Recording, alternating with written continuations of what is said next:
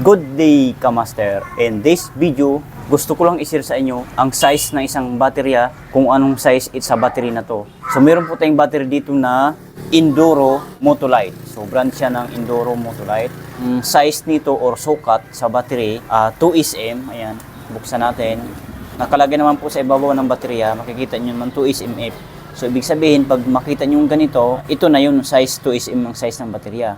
Tapos pag magtatanong kayo kung anong amperes ito, ilang amperes po, 50 amperes po. Ayan, nakalagay naman po dyan, 50 amperes po yan. So pag mga ganito, ito yung QR code sa battery. So pagka bagong-bago itong battery na ito, pag nasa warranty pa, actually ang mga warranty sa mga Enduro nasa 1 year 1 year and 3 months, bali 15 months po yun. So wag nyo po bakbakin itong, alisin itong sticker niya sa ibabaw kasi mawawala po ang warranty, mabuid po. Nakalagay naman po dito, do not remove sticker, warranty void if tampered. So kita nyo naman po dyan.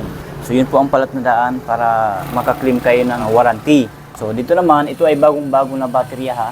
Actually kahapon pa ito binili ni sir ng ating customer. Iniwan lang niya, binayaran lang sa akin kasi sabi niya baka daw matayab niya sa sabong yung pera, kaya binili lang niya ng baterya. Pero hindi pa niya kinuha. Balikan siguro ito ngayon. So kabit natin dyan, ayan. Kung mapapansin nyo, 12.6 volts ang reading sa voltahe ng battery na ito. Sa kulay green po yung light indicator ng ating battery tester. So full po siya, ibig sabihin full charge po. Yan po talagang standard na karga ng isang baterya, 12.6 volts. Kung 12 volts na mahigit ito, 12.1, 12.2, 12.3, hindi na po kayo mapa-start ang sasakyan. Kulang po yun, alanganin. Dapat ganito.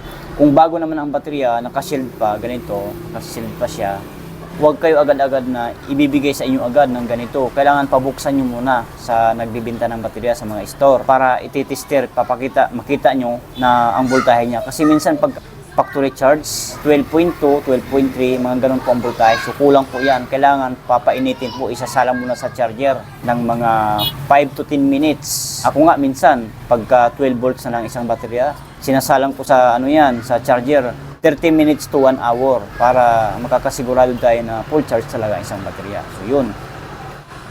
So pagka mga ganito, sinarge ko na po ito kahapon. Actually, naka 2 oras na itong charge. Sinisigurado ko lang para walang aberya ba. Siyan po ang palatandaan. Ayan, papansin nyo naman. So bagong-bago po yan, brand new po ito na baterya.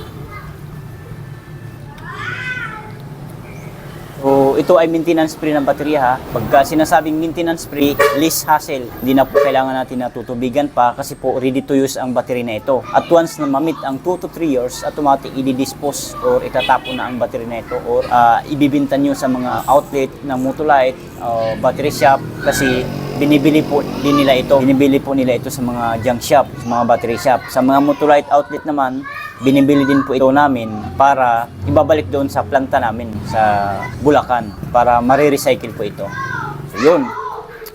So yun lang, and salamat sa inyong panonood, and huwag kalimutan mag-subscribe sa ating YouTube channel, Battery Master TV. Bye!